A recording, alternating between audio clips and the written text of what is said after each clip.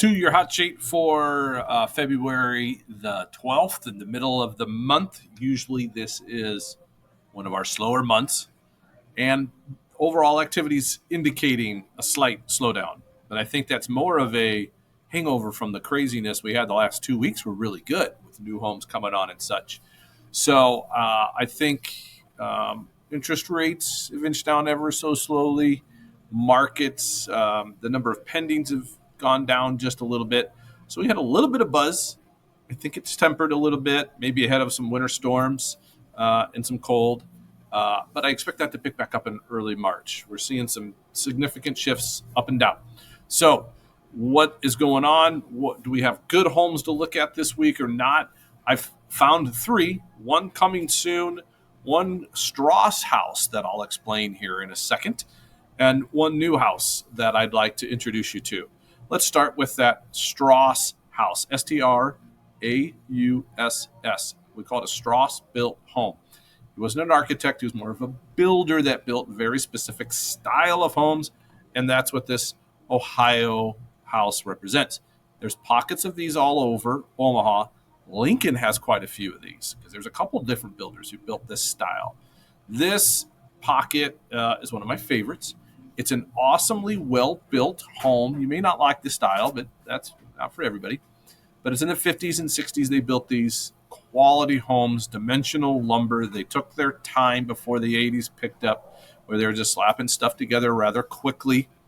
So the stuff is pretty well built. The materials that they put into them were good too. The only problem I've got with them is when people remodel them, they don't necessarily stick with the style. And so the home itself almost has a personality conflict. It was built to look a certain way. People try to modernize it with certain things, and that doesn't always work. I don't blame people for doing that. They don't know any different. But if I look at the photos here, as I click through this stuff, disregard the furniture. Don't worry about that stuff. Look straight through that. But you come inside this front door, you got a nice dining area, living room, kitchen's over here, open space, taller peaked ceilings throughout the entire home. They're not huge by any means, but they're a well-functioned layout. This one, okay, I got to admit, I don't like the flooring. Never put fake wood near real wood. That's a pet peeve of mine. But disregarding some of those things, you've got a nice kitchen here. These photos aren't good, people. I tell you that. A good real estate photographer is worth their weight, and this one is not. I don't like the wood on the wood on the wood. But again, I'm looking more for floor plans, layouts, quality buys, and this qualifies for that. Good quality bathroom. You're not going to have a problem with this type of house. You can move into it and not have to worry about much. Okay, that's why I picked this one. That's why this one qualifies as a quote unquote good buy for the neighborhood. There's an extra bedroom, quote unquote. I don't know if that qualifies. This egress may or may not.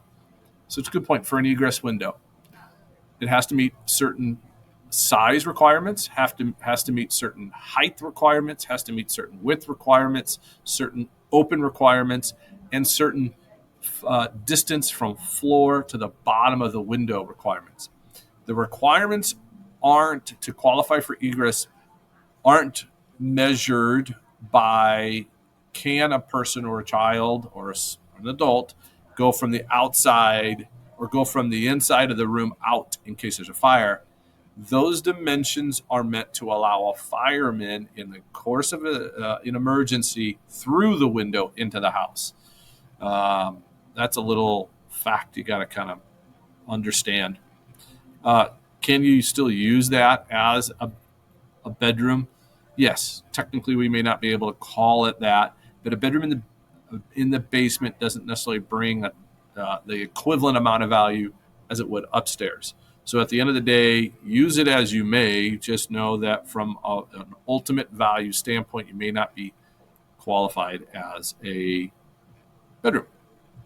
The other thing to note here, and this is something I question, is why they used pictures of spring or summer here, I almost always recommend seasonally appropriate photos. I want to do some research on this house, see if it's struggled to sell or if they tried to sell it this summer and maybe weren't able to. This might be a sign of maybe they're now ready to wheel and deal. Okay, so I've got a question on that stuff. But always put a picture that is seasonally appropriate. I know some of us have great landscaping and you want to show it off. You might be able to provide those as additional photos, but never as the cover photo, because a professional like me looks at this and says, something's wrong. I've got to get to the bottom of it. It might be a deal that I can get and help my clients get a bargain out of this stuff. So that's this 9615 Ohio Street. Click back out of this, get back into here. 4005 North 92nd Circle is coming soon. A 3-bed, 1-bath. It's not the biggest. This is above grade square feet. If you're comparing the details I give you to a Zillow or a Redfin, please note I'm going and I eliminate basement square feet for our purposes of comparing an apple to an apple. I'll always measure above grade square feet because above grade square feet is 5 times more valuable price per square foot than basement. You got to separate them. You can't even put them on the same equation. Okay. So to compare apples to apples, know that this is 1,000 square foot print of a house. This might be a pretty good deal at $220. Anything in $220 with a 3 beds is worth looking at. And here's this one. It's a brand new one in Benson, $175 for a quality buy. This, I think, will probably go pretty quick. The inside's been remodeled really nicely. The catch I've got with these, so here's dining space. This is the thing to catch with all of these types of properties. Is there room in the kitchen or dedicated dining space for this table, which they've got here? This may, in fact, be in their 3rd bedroom, but I think this is a 2-bedroom. So I hope that's not in the 2nd bedroom. That's something we need to look at because there's not enough room in here, and that's a significant piece of the value. Okay? Those are some insights on how I look at properties, how I evaluate the properties. Those are the 3 I recommend. In the details, I'm going to email everybody with this. I've got a couple other properties, one of which is a property I personally own.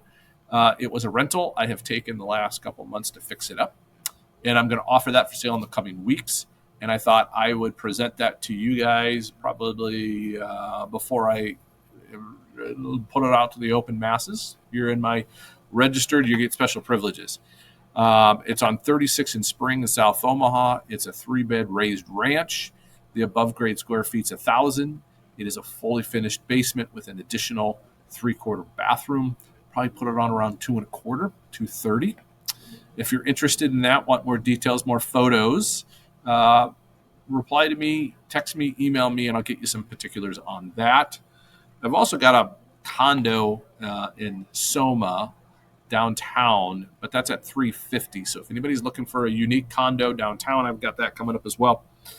That's the hot sheet for this week, you guys. I don't expect a lot of new stuff over the next week. The winter storms are coming in, but this gives you insight. And if you're following every week, you kind of see the ebb and flow. After February, I expect it to start seeing it inch up a little bit with both buyer and seller activity. But there's still some good buys out there. Thanks for joining me, everybody. Brian Carlin, Nebraska Realty. I'm here to answer any questions if you need any more details on these or to look any specific neighborhood. Let me know that as well. Talk to you soon.